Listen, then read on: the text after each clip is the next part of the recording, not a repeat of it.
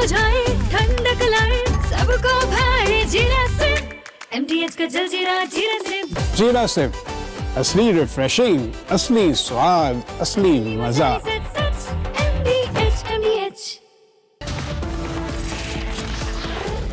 While the focus has been largely on the Straits of Hormuz because it is seen to be the geographical choke point, ladies and gentlemen, I believe that at this point of time, especially when America is seeking some kind of an exit route, the focus is beginning to shift to something that Trump could claim as a victory, and that could be Kharg.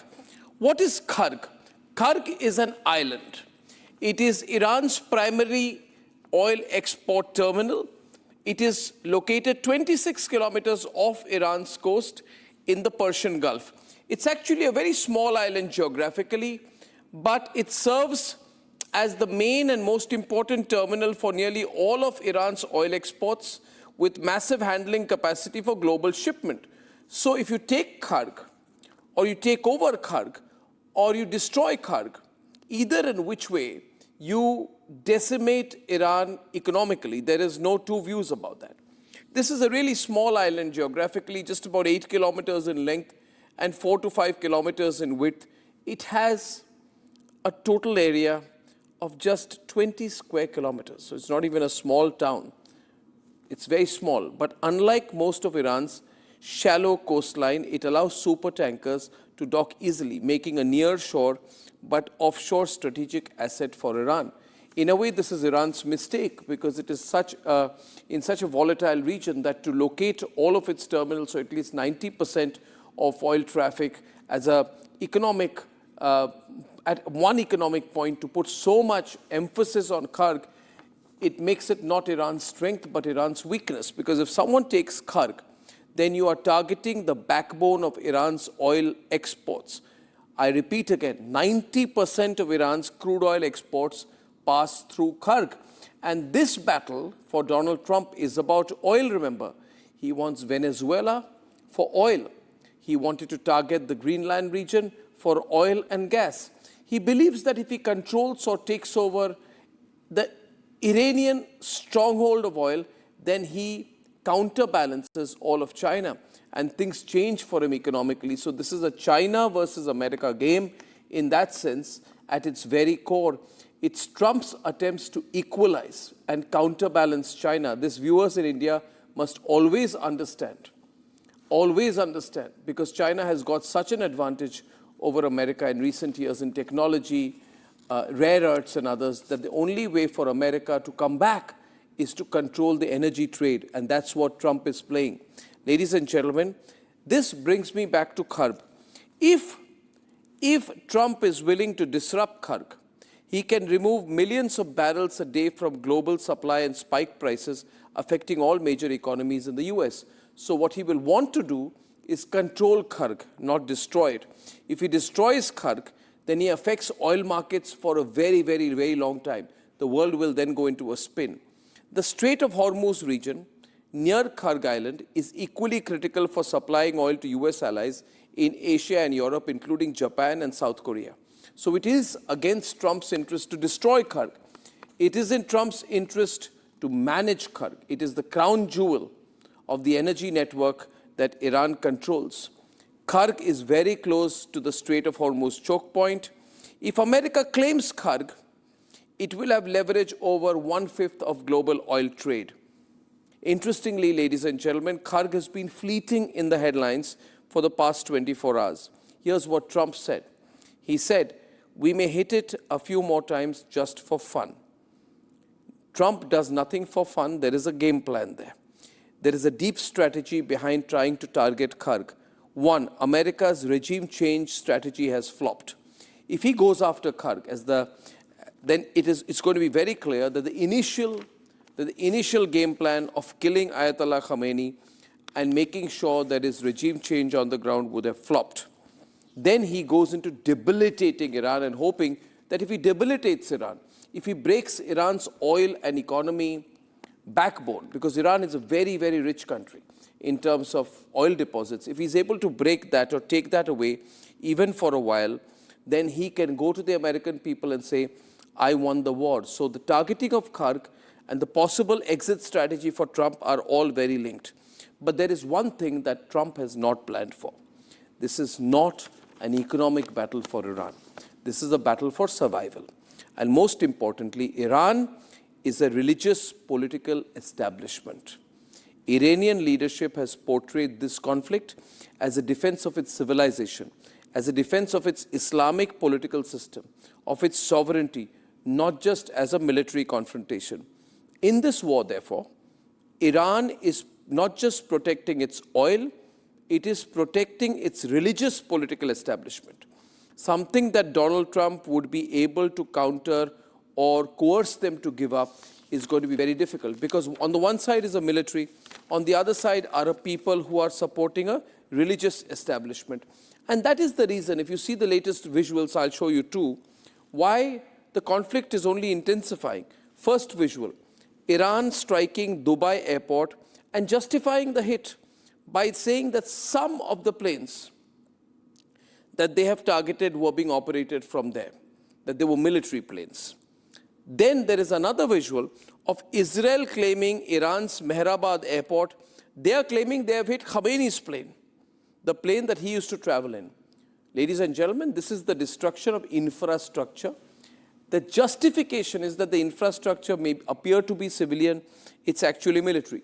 What is this telling us? It's telling us exactly what Pete Hegseth, the American Defense Secretary, is uncomfortable with when he sees the media saying the fight is intensifying. The reality is the fight is intensifying. Now, targeting Kharg is deep strategy for Donald Trump because he needs a win very quickly. The reality is he has very few friends. He's very lonely. His allies, people he hoped and expected through coercion or through intimidation or perhaps by begging that he would take them with him. He's literally called or begged his allies who are not involved in the US-Israeli attack on Iran to send ships to reopen the Strait of Hormuz. Surely, ladies and gentlemen, the loss of oil is getting to him. But are people responding to him? Are his allies saying, yes, we will help? No. Here is what the German defense minister said. He said, what does Trump expect a handful of European frigates to do what the powerful US Navy cannot? This is not our war and we didn't start it. Ladies and gentlemen, what is the Japanese saying? The Japanese are saying we have not made any decisions whatsoever about dispatching escort ships. We are continuing to examine what Japan can do independently and within the legal framework. The same legal framework which Pete Hegseth said has no standing or importance. While the UK has simply declined a request from US President Donald Trump to deploy ships that reopen the Strait of Hormuz, in Canberra, Australia, the Transport Minister Catherine King was totally dismissive about interest in naval deployment, saying, I'm not sure we're intending to send our ships to the Straits of Hormuz. Ladies and gentlemen, therefore, you would ask, why is Trump wanting help from other countries? Ladies and gentlemen, not for their frigates or for their tonnage, but for the symbolism of being seen to lead a larger effort. Now, that larger effort is not happening. Trump is not getting, at any point of time, the opportunity of being seen to be leading a global effort in tackling the situation that he has created. And in that, ladies and gentlemen, comes predictably, once again, I wrap up by saying, where do I therefore see things going? As Trump becomes more and more lonely, as fewer and fewer countries want to get into this, as more and more parts of the world begin to realize the longer this carries on, ladies and gentlemen, the worse it will be, the worse off their citizens and their economies will be. Everybody is beginning to look out for themselves. And everybody more or less has begun to realize that Donald Trump has failed to stir regime change. That the fundamental political, geopolitical strategy of eliminating the top leadership and creating a sense of discord, which would then lead to regime change, has failed. Now, having realized that Donald Trump is in phase 2, which, as I told you 3 days back, was a phase where he would be shifting the goalposts, leading to phase 3, which would be, and I repeat, which would be about getting an exit route for himself. More and more countries are stepping back. Therefore, Trump needs a quick exit. Is it possible that he will claim some victory in Kharg, some statistic that he's had some success in economic terms, something which in factual terms he can say has debilitated Iran enough for the moment that could get him an exit. Entirely possible. The battle for Hormuz has now therefore been centralized into the battle for Kharg. Now, where does that leave Israel? If America pulls back, truly, Israel would not have achieved its objectives of destroying the regime in Iran. In that way, though not entirely, this would be back to square one, much more status quoist than the Americans and the Israelis would want to accept at this stage. Keep your eyes out for the battle for Kharg. Watch the space. Let's debate. Two explosive-laden unmanned boats ram into a US-owned oil tanker, setting it ablaze near Iraq. The visuals of thick plumes of smoke billowing into air reflect the helplessness of what Iran claims are its enemies. از کشورهای دیگه میخوان بیان کمک بکنن بهشون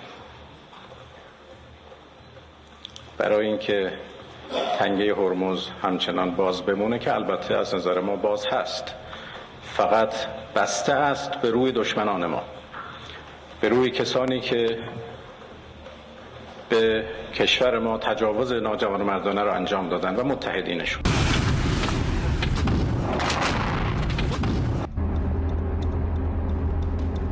This is the story of many vessels trying to pass through the Strait of Hormuz. Marshall Islands flagged bulk carrier Star Gwyneth met with the same fate. انهدام نفتکش امریکایی در محدوده شمال خلیج فارس. While the Thailand-flagged Mayuri Nari also took a hit near Oman. Many others have been at a standstill as Hormuz remains blocked. This, as the US Defense Secretary Pete Hegseth earlier said, the strait remains open, only that Iran is shooting at ships. The only thing prohibiting transit in the straits right now is Iran shooting at shipping. It is open for transit should Iran not do that. Now, there's a reason why we chose as one of our primary objectives to destroy the Navy. We understood the ability to interdict shipping is something Iran has done for 40 years.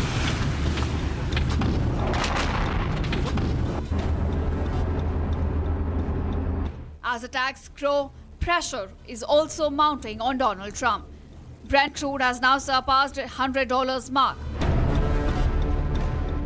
American casualties are now in double-digit numbers, and even American allies are leaving his side. Trump proposed to build a coalition, requesting China, France, Japan, South Korea, UK, and others to secure the Strait of Hormuz. Start immediately, but we'll take a little time to get her. Some of the countries have minesweepers, that's good. But none have committed so far. Instead, many have come forward refusing to deploy their ships. First, we will protect our people in the region. Second, while taking the necessary action to defend ourselves and our allies, we will not be drawn into the wider war. And third, we will keep working towards a swift resolution that brings security and stability back to the region and stops the Iranian threat to its neighbors. Out of desperation, Donald Trump has now warned NATO allies. Remember, like as an example, in many cases, the NATO countries, we're always there for NATO. We're helping them with Ukraine. And many, it's got a notion that between us doesn't affect us, but we've helped them. After hitting military targets, Trump has now threatened to go for oil facilities on Kharg Island. Iran's oil lifeline, which handles 90% of its crude exports, could become a battlefield as Trump mulls over putting US boots on ground after the regime change dream flopped.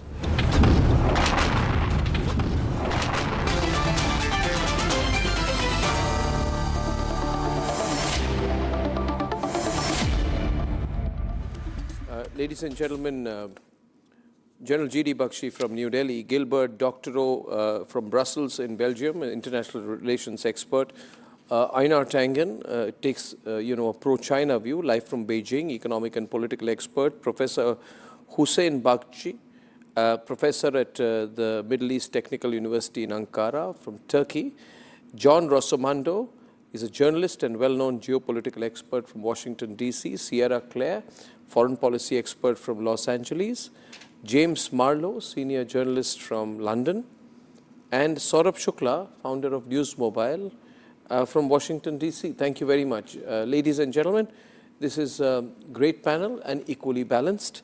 So let me start with you, John.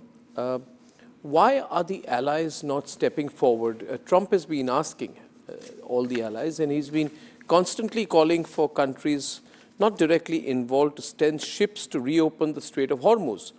Right? And he says, Trump says China, Britain, France, Japan, South Korea. He's mentioning them in social media posts, urging them to join an effort to guard the waterway. Why is he not getting a response from them? Or a negative response, mostly?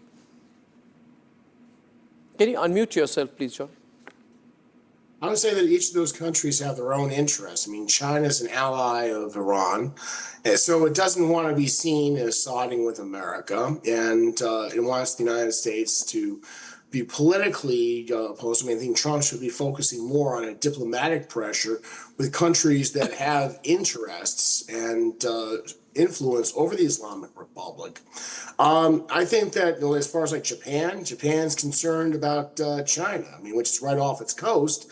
And China's been, saber rattling as of late toward Taiwan. So, and the same with Australia, which is probably more concerned with China than it is with Iran and the Strait of Hormuz. And then similarly, Europe is worried about the Russians. So, I mean, I think that you have a confluence of events that, is in the way of President Trump, getting a coalition and willing to use George W. Bush's term.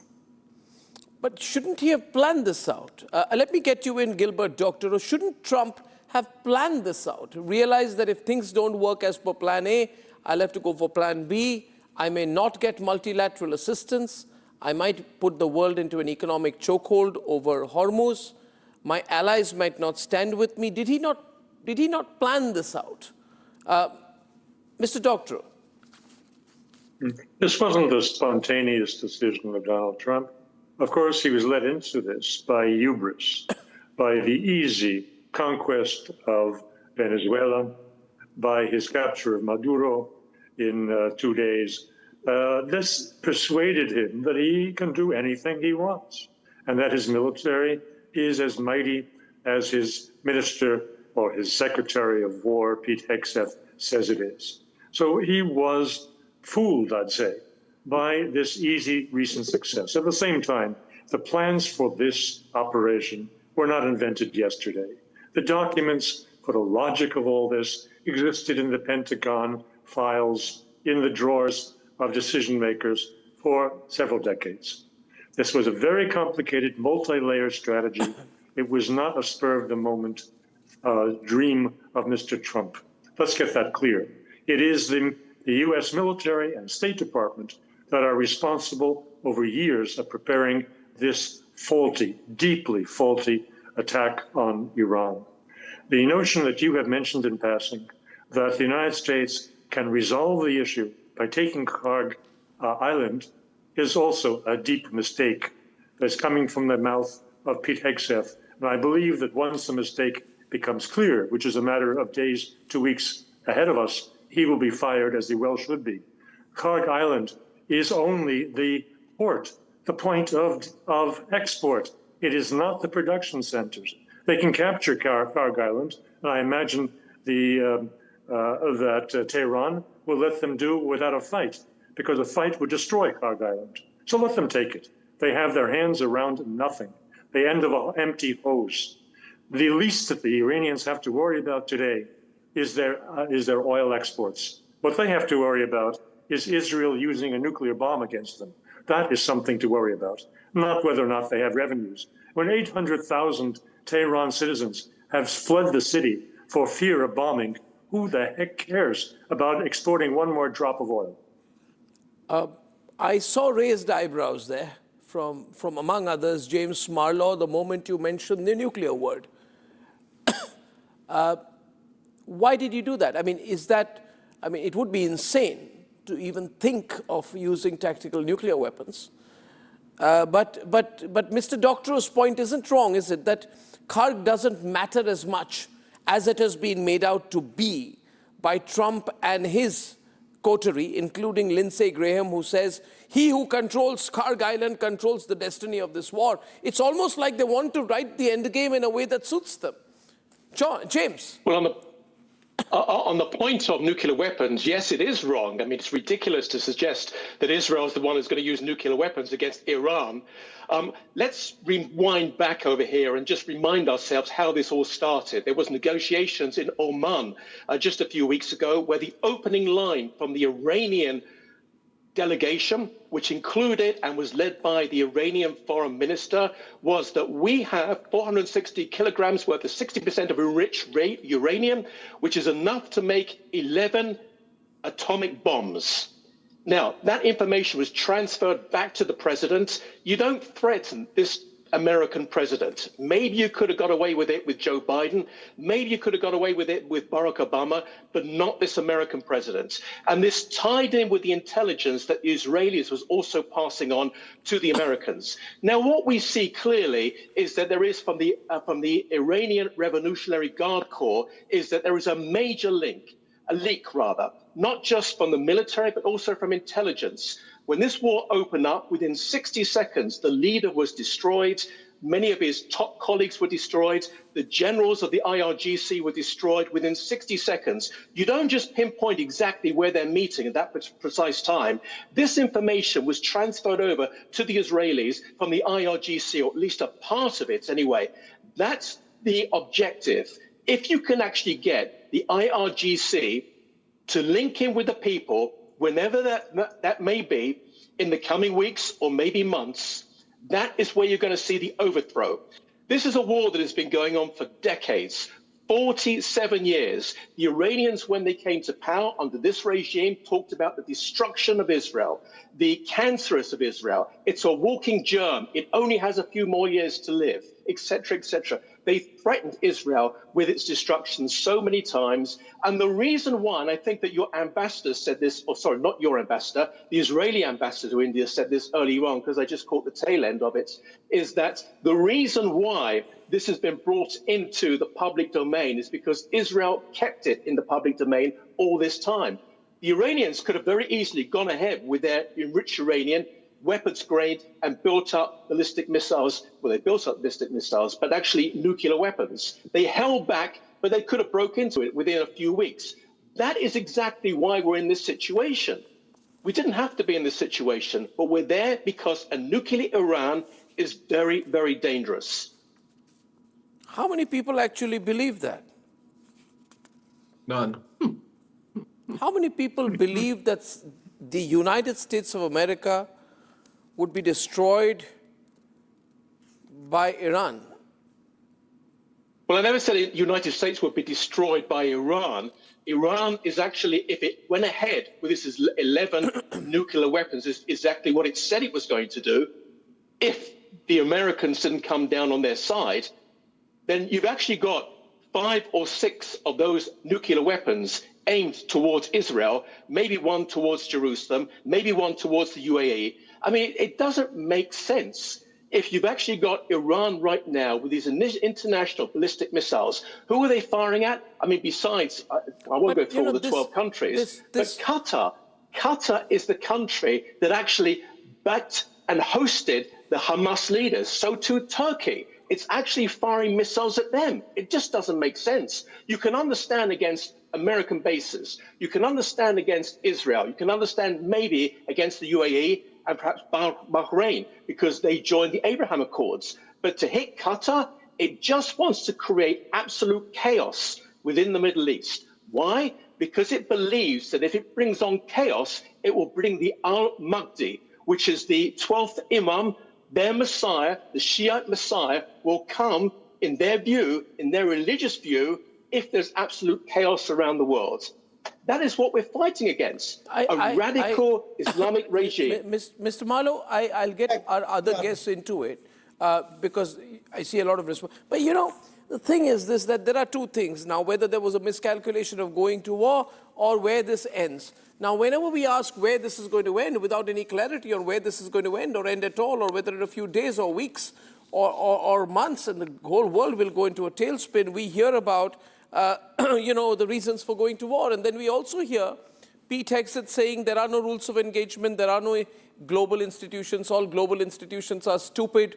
He kept saying that they are stupid, global institutions are stupid, rules of engagement are stupid. Interestingly, Japan and other countries like Germany talk about the rules of engagement and say that we must sit calmly together. So, see, the question is now, we are now on the 15th day, James, and we don't know where this is headed.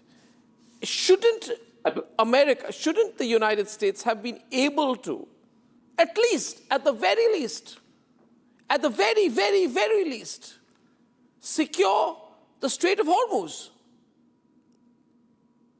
At the very least, well, if you can't do regime change, at least secure the Strait of Hormuz.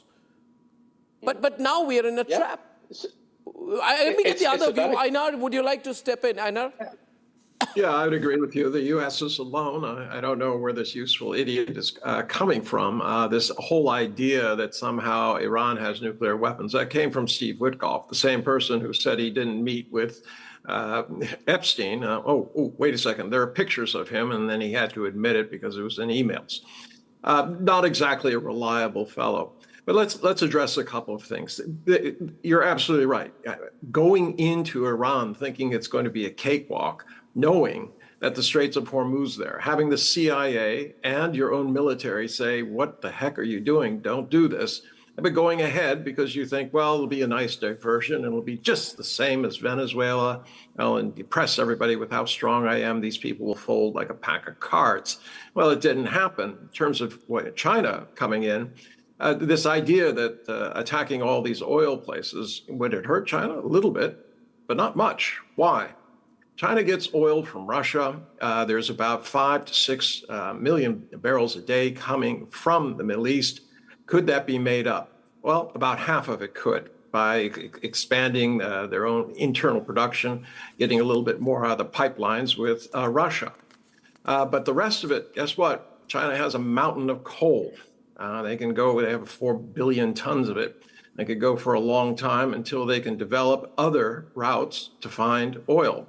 In that case, and that includes going more towards nuclear, both nuclear conventional and also fusion, which they already have put into their plan for 2030.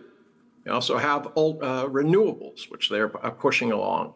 So why aren't they going into this? Well, yes, they have a relationship with Iran, but quite frankly, Iran has said, we are happy to let Chinese ships go through the straits. We're also happy to let those ships which are trading in yuan to go through the straits. Why would China get involved? And as far as the other countries are concerned, they don't want to be shooting ducks in a gallery for the Iranians. This was a war started by Donald Trump with no purpose, no end game. And yes, he was pushed by Israel. They've been pushing this since 1996 when Richard Pearl put out his clean sweep doctrine. But it hasn't, all it's done is put U.S. in harm's way, as opposed to creating a better make America great again, as Donald Trump has said. It's going to raise fuel prices. It's going to raise everything from, fertilizers, shipping, everything across the board. We're going to see massive inflation. And this is why the world is concerned.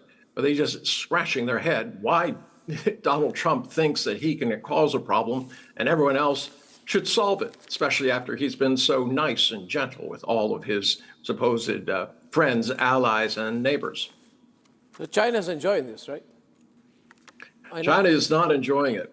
This is not good for China in the sense that you saw that China's exports had increased 20% in the last 2 months.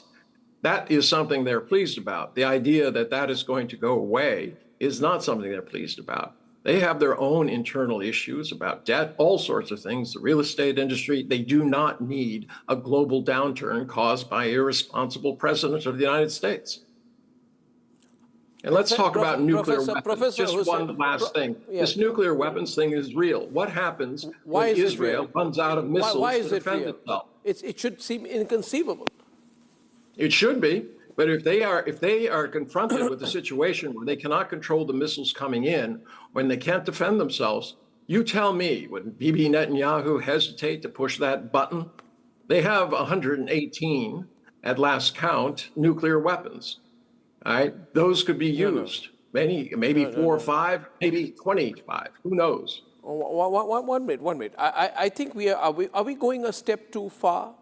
Professor Hussain, they can't defend themselves. Are we going a step too far? This is a war for oil. Tel Aviv. Why are we playing the nuclear card? I mean, yes, they may have nuclear weapons. They're not going to use them. I'm just asking you, would Netanyahu say, I'm going to defend Israel by using nuclear weapons if he was unable to manage the attacks by the Iranians? You tell me. I'd say there is a division of war or division of labor, with Israel handling Lebanon and Iran being targeted by America. I think, therefore, Israel's role is far more limited than you're putting it out to be, sir. So the missiles hitting Tel Aviv, the Israelis just say, well, that's America's concern, right?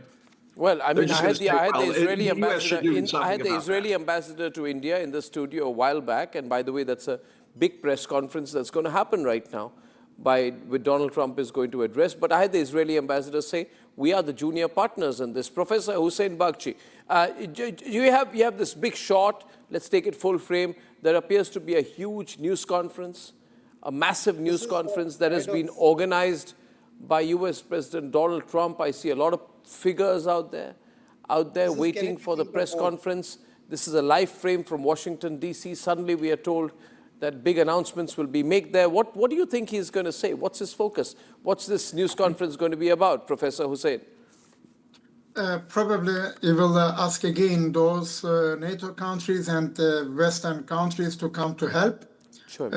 But I think those countries from Australia to Germany, they will still have their concerns. They will hesitate, and because it is very difficult to explain this to their public in general. So also Donald Trump, as somebody said before, I think the Chinese friend said, what was the purpose, what was the aim, and where it will end. So I think there is no strategy at all. Yes, Israel was supporting America, taking America in, but Donald Trump probably is fallen now into the trap. It will be much more difficult and expensive for the Western countries if it leads to more coalition for Hormuz. If there is a tactical nuclear use, then it is then welcome World War III. So I think it will be very, very difficult situation now that Americans, after so many weeks, still are not able to change the regime or alteration the regime in Iran. So Iran is a very hard chestnut. I mean, it will be very difficult to digest. So Americans will also not get support from China, from Russia, the permanent 5 members of the United Nations. So I think even in Vietnam War or in the war in Afghanistan, we had totally different atmosphere that the Western countries were helping. But this time, that the Western countries, even Germany, I mean, is so much important enjoying the nuclear umbrella. Even the German defense minister said, this is not our war. I think this is the general view, that it is not the war of the others, but the war of America and Israel. And everybody is much more careful than ever before. Well, what also appears to me right now, ladies and gentlemen, that's a live briefing. We are all watching to see what Donald Trump says and does. Before I bring General Baghchi in and Sierra and Saurabh from Washington, General Baghchi, Trump has threatened NATO. He said that things are going to be very bad for the future of NATO. typical. You know, he uses these phrases, very bad, very good. Things are going to be very, very bad, very bad. You know, he thinks this is threatening, but it seems a little mocking. And of late, it has sounded funny. And he says if there's no response or a negative response, it will be very bad for the future of NATO. And yet, we have seen Keir Starmer decline Trump's request. And that, when he does that, it's a bold decision. Australia, Germany, they've said they don't want to be part of an active role in this conflict. But I was most surprised by the use of the nuclear card, which was mentioned there, which Einar said is not out of the question. I think it would be, wouldn't it, General Bakshi? Because anyone even playing a nuclear threat would set off a chain reaction. Look, Arnab, the nuclear dimension would come into full play when there is a real cul-de-sac. What do I mean by a cul-de-sac? You see, the Iranians' greatest leverage is stoppage of the flow of traffic through the Gulf of Hormuz. All energy flows have been choked by Iran, right? Now, opening the Gulf of Hormuz, initially Donald Trump said, we'll do it, we'll give the insurance. Then he backtracked. His Secretary Treasury said, we can't do it, we need a coalition. Donald Trump came to say, no, we can do it. And now he is quite clear that he needs the NATO allies to come and play up. You see, Donald Trump and the Americans seem to be unduly fond of making other people die for the wars that they start. They got a sucker in Ukraine to fight Russia to the last Ukrainian. They're looking for some suckers like this. The only thing is that the rest of the world, I think, has seen through this game. And I don't think they are going to send their ships where America is hesitant to send its own. The Gulf of Hormuz is a very narrow passageway. Massive ships like the Abraham Lincoln cannot maneuver around there. The Abraham Lincoln was paraded there initially with great fanfare. When the Iranians started testing their anti-ship missiles, it was taken out to the Gulf of Hormuz. Then they fired 4 missiles onto it and then 4 drones for good measure. The ship was taken 1,200 kilometers away to be out of Iranian missile range. And then there are media reports that they have been hit, not lethally, not terminally, but the ship has taken a hit. You have the unedifying sight of an American aircraft carrier battle group which is supposed to project power, you know, withdrawing, trying to save itself. You forget projecting power, it's trying to save itself. Kharg. And the Chinese what about Kharg, General Bakshi? Area denial. What about Kharg? The American, the Trump establishment. Excellent are these question. latest visuals? The Americans are projecting Kharg to be the one battle which will sort it all out for them. I get an increasing feeling. I get a feeling, Sierra, they need an exit. And they're going to project Kharg and say, we have irretrievably finished off Iran. We've taken away 90% of their oil export capability. Now we can move on. If NATO and the rest of the world wants to get in, they can. Otherwise, we're out of here. Can he do that? Sierra? Well, President Trump has said that we could leave right now and it would still be a victory. However, he said we are committed to finishing the job. And what does he mean by that? He means that we are not going to leave Iran to rebuild nuclear weapons. With whatever regime comes into place, that is their, you know, the certain elements of the regime, that is their goal. They just keep on trying to rebuild it, and we keep on coming in, and Israel as well, with a military response to it. And Trump wants to end that cycle. So that's what he means when he says finish the job. Also, just to go back to a point, where did the nuclear issue come from, or the concern come from? That was confirmed by the IAEA. And Steve Witkoff as well, but multiple sources confirming that that's what Iran was doing, and they were very close to doing it. So it's really a concern for the United States. It's a national security concern. Yet the Pentagon, Sierra, briefed the Congress a day after the strikes and it was reported everywhere, including the Times of Israel, that the American government had no intelligence that Iran was planning a preemptive strike. So, well, that's a fact. I mean, this is what was placed on record by the Pentagon, briefing the Congress a day after the strikes, that the US had no intelligence that Iran was planning a preemptive strike. I'm not going by what Iran told the US ambassador, that it was a stupid decision. I'm not talking about what the Omanian foreign minister said. He was dismayed that negotiations were taken undermined. This question will be asked. I'm not talking about what retired US Army Colonel Lawrence Wilkerson, former Chief of Staff to Secretary of State Colin Powell, said, that Trump has completely misinterpreted the war. Well, but we're not waiting around for a preemptive strike from Iran. The intel was that the Iranians had 60% enriched uranium. They were getting closer and closer to being able to convert that into weapons grade and then also attach it to No, but if you were not warhead. going to take their word for it, then why were you talking to them? Why were there discussions going on till the very day before Khomeini was killed? I don't want to go back because I want to look ahead, but I still haven't got a clear answer to that. Well, why were we talking to them? Because President Trump always tries peace and dialogue and negotiations first, even if there's, the smallest hope. He wants to try that first. Okay, viewers, that's actually at the Kennedy Center. It's a lunch reception. We're seeing full frame. We're seeing Trump come in, sort of. You're seeing this. What is he likely to say? I don't know if we're getting an audio. Do we have an audio? Yeah. Arnab, so this is the Kennedy Center Board of Trustees meeting. He will talk about the war as well. What he wants is like the White House. Do we agree? That's what is right, the key Mr. Kraft? coming out. No place like the White House. Thank you very much for being here. Appreciate it.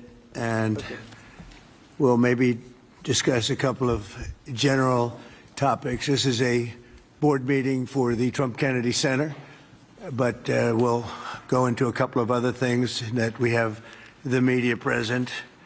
It's always present, unfortunately, constantly. And I'll say a few words about what's happening in the Middle East. And if you have a couple of questions, we'll do that, and then we'll get on with our board meeting. So thank you very much for being here. We have a wonderful group of very, very smart, talented patriots at this table. Our powerful military campaign to end the threats posed by the Iranian regime continued in full force over the past few days. They have been literally obliterated.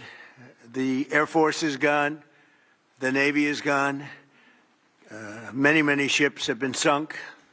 They're warfighting ships, but I guess they didn't know how to use them.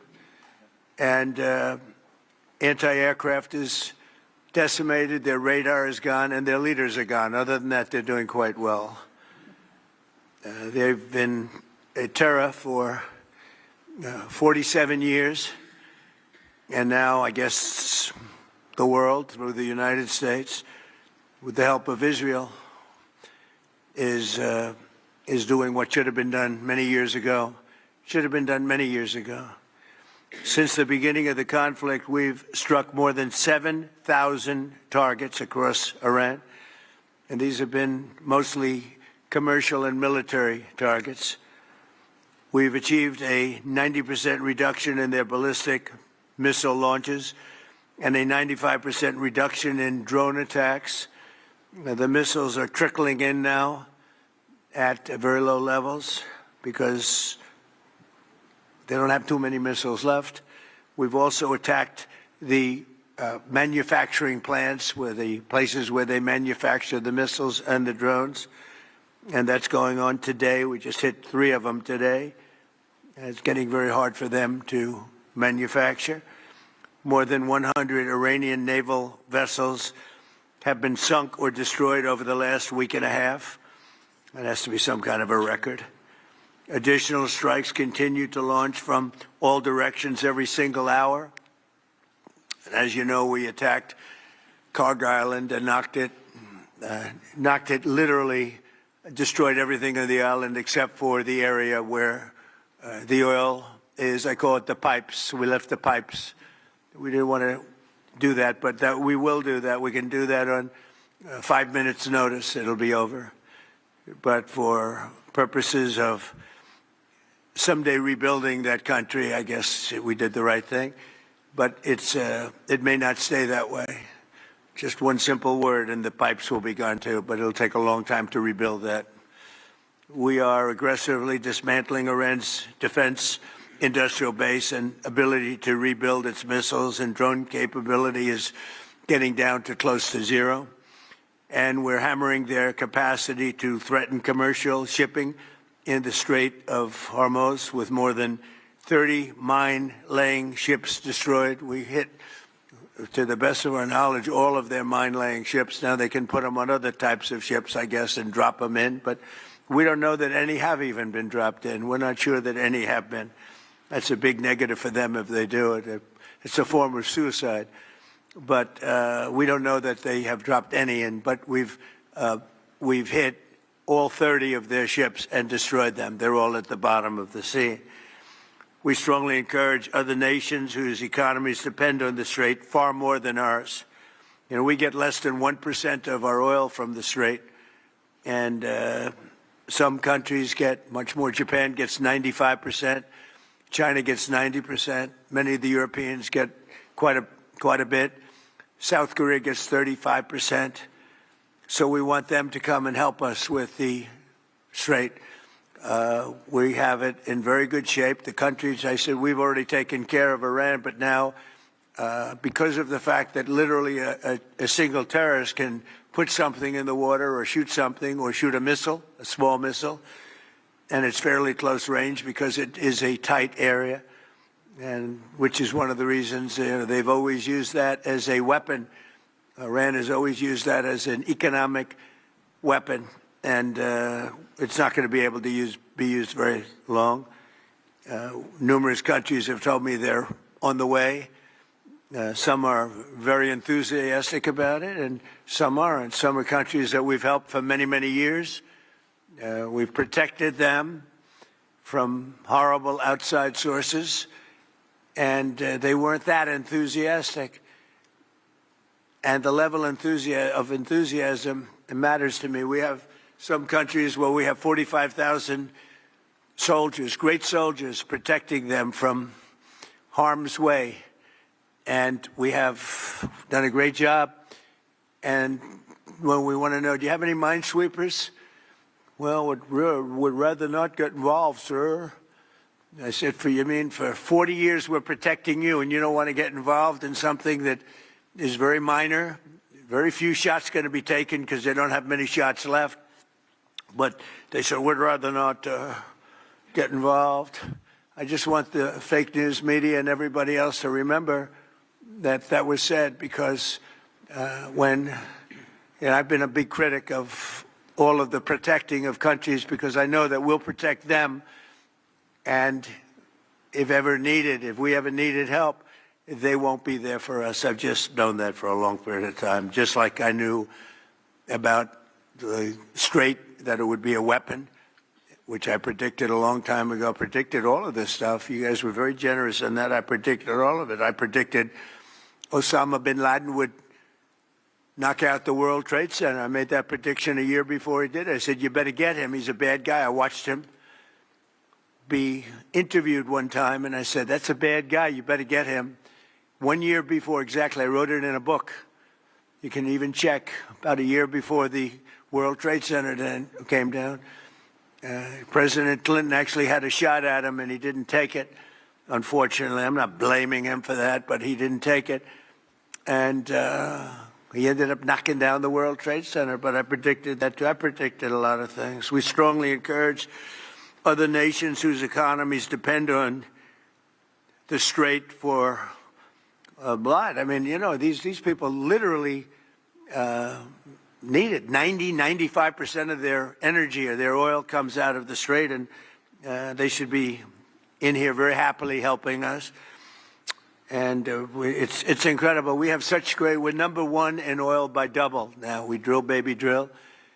We're double any other nation, and it's going to be soon triple any other nation. And that doesn't include Venezuela, who's been great. By the way, the relationship with Venezuela has been fantastic. Millions, literally millions of barrels of oil are being taken out, and it's been a great help, and it's been to their great benefit. The president has done a really good job. We get along with him really well, but we've taken out millions of barrels of oil and brought to Houston and other places for to the refineries. We have refineries set up specifically for that, and it's been a great relationship, and more and more is happening. It's a tremendous oil source, and we're getting we're stepping it up very rapidly. The big companies are going in, and they will actually numbers in a pretty short period of time, numbers that they've never been able to do. We'll be doing. There's a lot of oil under that land. We strongly encourage the other nations to get involved with us and get involved quickly and with great enthusiasm. I have that from a number of them, and I'd like to say their names, but frankly, I don't know if they would want me to or not, because maybe they don't want to be targeted. But I say, wouldn't matter if you're targeted or not, because this is a paper tiger that we're dealing with now. It wasn't a paper tiger 2 weeks ago. It's a paper tiger now. So now we're going to get down to the reason. We'll take a couple of questions in a moment, but we're going to get down to the reason we're here today. Actually, this was set up a long time ago. It's the Trump Kennedy Center. Over the past year, we've made incredible strides to restore the true purpose and prestige of this revered institution. Together, we're going to ensure it remains the finest performing arts facility of its kind anywhere in the world.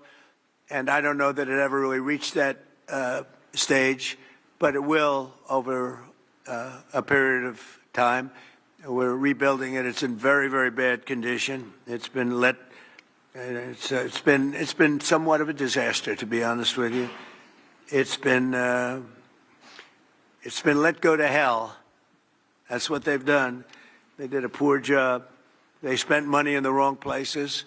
They built some theaters underneath that nobody uses, little ones, tiny theaters that cost $300 million. And the money was spent incorrectly, wrong.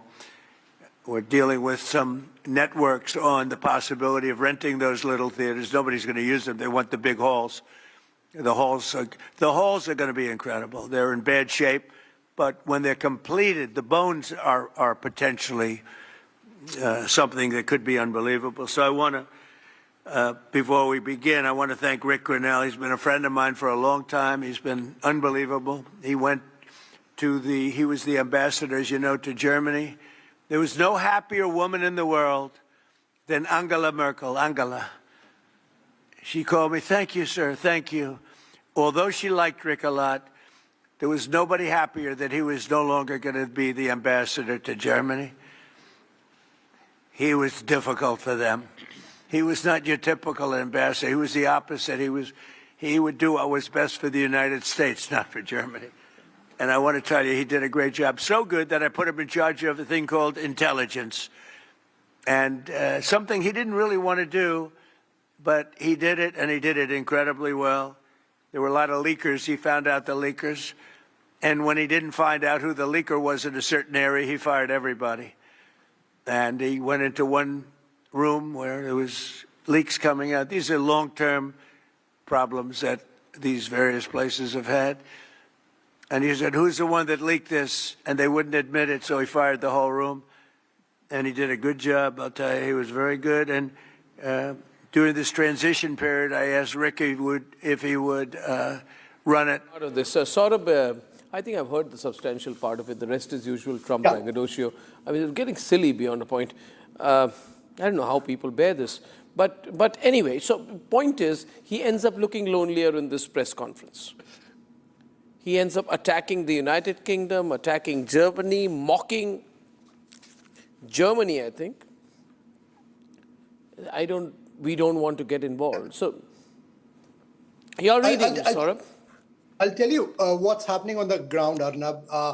In the next few days, he's getting leaders. Today, he has the Irish Prime Minister, then the Prime Minister of Japan is coming to the White House on Thursday. What President Trump is trying to send them a message, clear message, and he said that at the outset, is that he wants a coalition of willing. He wants some of his allies to take up the responsibility of guarding the Strait of Hormuz, because he believes that the US has done more than half of the job by making sure that they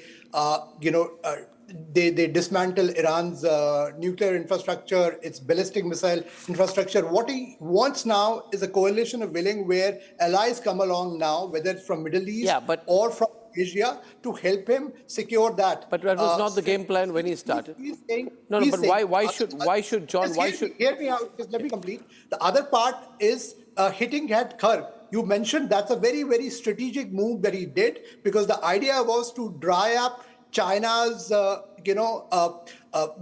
oil machine that the Iran is supplying to China, because China, as you know, is now quite visible, is underwriting. But there is no international backing, Saurabh, there is no international backing for the targeting of Kharg either, John.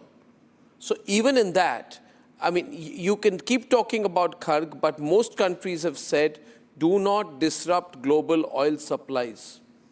He does not have the approval for that, John. So I'm seeing him in a sort of stalemate situation here, John. We're seeing Trump in a stalemate. Well, as I see it, one of President Trump's key goals of this war was cutting off the ability of Iran to fund its mercenaries, Hezbollah, Hamas, the Houthis, the Shiite militias in Iraq, and taking Kharg would be, or destroying it, would be a way that he would be able to restrict the ability of Iran to fund its jihadists. Well, I mean, I don't know. I suppose China funds Iran sufficiently, Einar? No, it doesn't. Look, Iran exported 2 million barrels of oil. Some of that oil came to India. Some of it went to China, other places.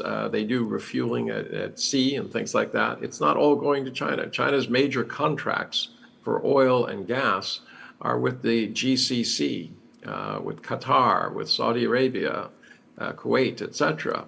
So this idea that Iran is the linchpin in this is nonsense. China does not want to see, its oils dry up, but this is exactly what Iran is doing. They say that they cannot fight with the U.S. Toe-to-toe militarily, so they are taking the economic battle to the U.S. Their hope is to collapse the dollar.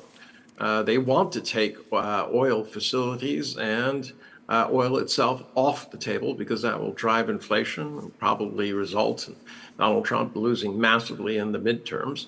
So they want to inflict as much damage on him as possible. Remember, they will never forget the fact that he killed their supreme leader. It's both a religious. But he can't be in a war of constant attrition. Everything else is positioning. James, this is all positioning. He is trapped in a war of attrition with no exit strategy. You've got America first rhetoric. But tell me, James, is the MAGA base happy with what Trump is doing? Isn't there constant concern in America as well? When they see that their leader is not getting support from any of their allies, when they see Trump begging for naval help? According to polls, the MAGA base is very, very happy with what he's doing, and the majority of the Republicans are as well, certainly not the Democrats. But if I may step back 2 or maybe 3 steps to our friend in Beijing, because President Trump just also confirmed that as well, that most of the oil from Iran is going to China itself. And what does China do? China makes the components which go into these attack drones, which Iran has been using, and which is passed on to the Russians, which are attacking Ukrainian families.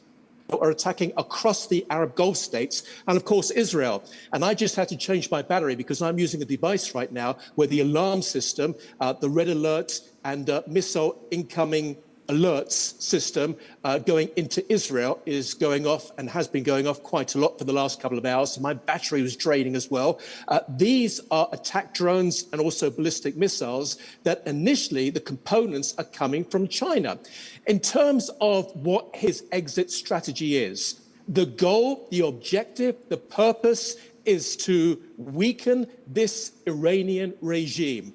This murderous Iranian regime, even by their own words, they kill between 3,000 to 5,000 people. The people I've spoken to from people in the UK and also in America, outside, of course, Iran and inside Iran as well, it's estimated, as you know, around 50,000 people. So not only is he firing these ballistic missiles at all of his neighbors, including, as I said beforehand, Qatar and Turkey as well, but he's also killing his own people.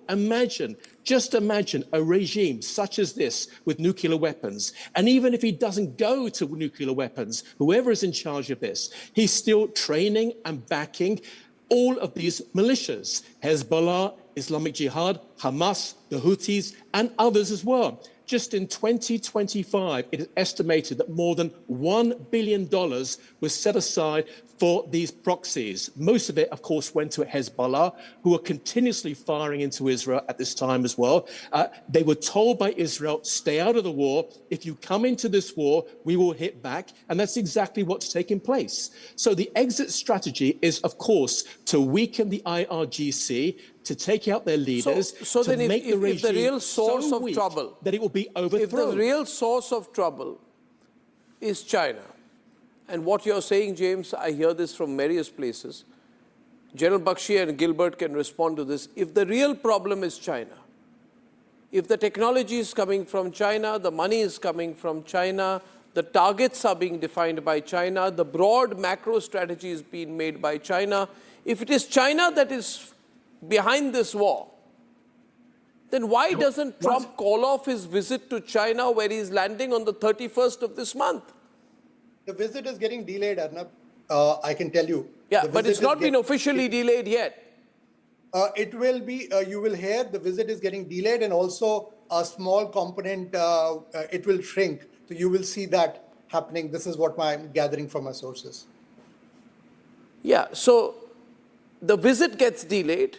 China is being blamed. The game is going into a different territory. Are you confident of what you're breaking, Saurabh? That Trump is going to call off the... I'm not saying calling off, but I'm saying the visit is getting delayed. And also, it will only be limited to a small component. The administration clearly realizes China's complicity in underwriting Iran's war machine. And obviously, they're taking cognizance of that. So this goes into a spin there, Einar. Arnab, also remember that the parts in American drones and European drones also come from China. China is the largest manufacturer in the world, and they make intermediate goods across the things. You could say it about washing machines and dryers and everything else as well. So this idea that somehow you cannot purchase these things around the world is nonsense. In terms of this going on, we just heard from in Paris, they were having talks. No mention was made by the American side that they were intended to delay it. Well, Trump is capable of anything. But, you know, let's look at his performance there. This was a defeated man. This is not the man that we used to know, the guy who'd stand up there and smirk and smarm and, you know, play to the crowd. He's defeated. He was talking about how he's a victim, you know, how terrible everyone else is. And, you know, this idea that somehow Israel is pure and we need to protect them. What about Gaza? All right.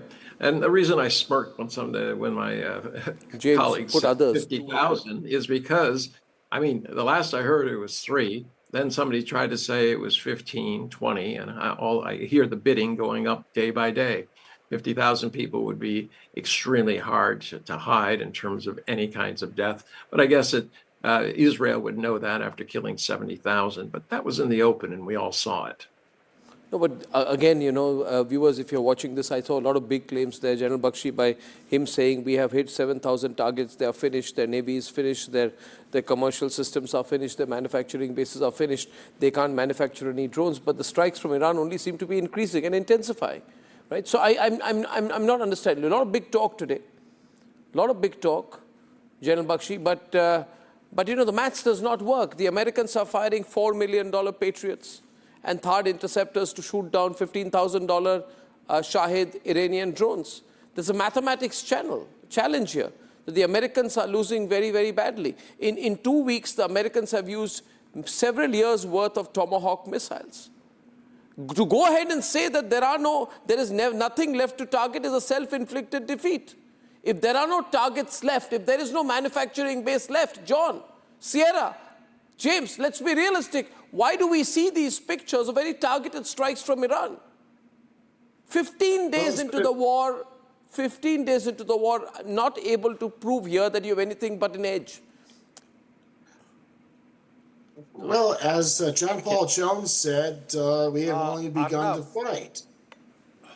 I mean, Congress just received a $50 billion request for funding. You have Lockheed Martin and other American defense contractors ramping up to a war footing. So, I mean, to evaluate this based on 2 weeks, this is just the start. I mean, President Trump's strategy is to fracture the IRGC and by killing its leaders, which will end up bringing entropy and causing the entire system to collapse over a 6-month period. This is not something we just started. I mean, I think that people got addicted after the 1991 Persian Gulf War when we won in a month. Now you are clearly in the shifting the goalpost phase. This was not the language 2 weeks back. Gilbert, Doctor, was this the language 2 weeks back? Not talking points. No. I'm talking about reality. You're talking points. A comment on the last comments. We don't have 6 months. Arnab, can I if comment? It goes on for a few more months, the world will be not in recession, but in depression. So your remarks are utterly irrelevant. General Bakshi, last word to you, sir. Arnab, the Americans pulled out their Abraham Lincoln Carrier battle group from the Gulf of Hormuz in great speed. And now they want the British, the Germans, the Australians, the Japanese to send their ships in harm's way. Why did you pull out your aircraft carriers, 1,200 kilometers away? You pulled out the Gerald Ford 300 kilometers away after there was a fire. You claimed it was a short circuit. The Iranians are claiming we hit it with our drones. Now you want the Germans, the Japanese, Australians, everybody to send their ships.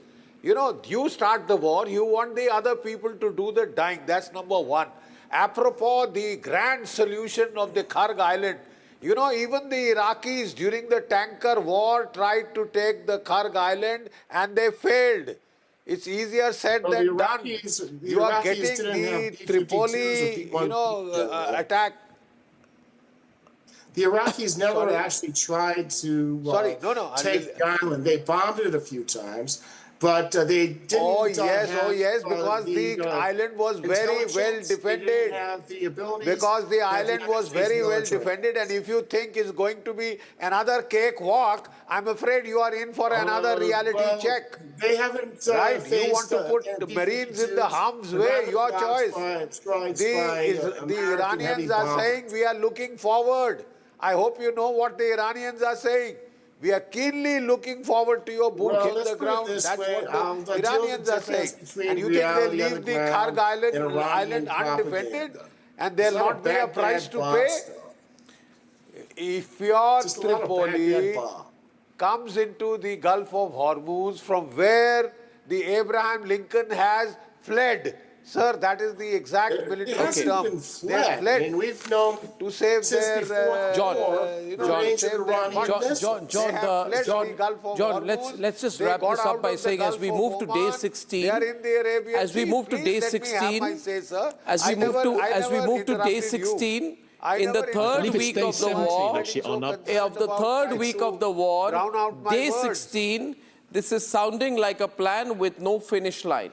Ladies and gentlemen, the clearest perspective you can get of how the Israelis are thinking is if you stay back a few minutes and watch the interview with a just returned from Tel Aviv ambassador of Israel, who is joining me here in the studio earlier today.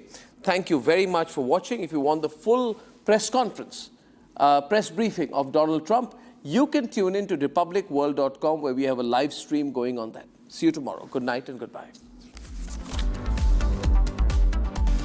Time for a quick breather.